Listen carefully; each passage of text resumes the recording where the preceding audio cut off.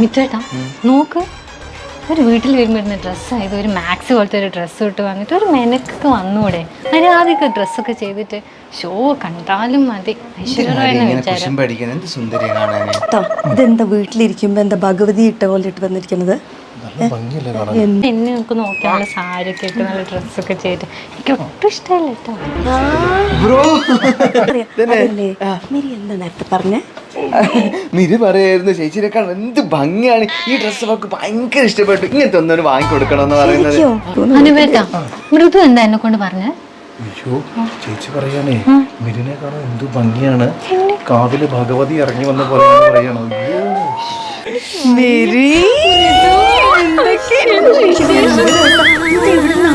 ഇത് എനിക്ക് ഭയങ്കര ഇഷ്ടമായി.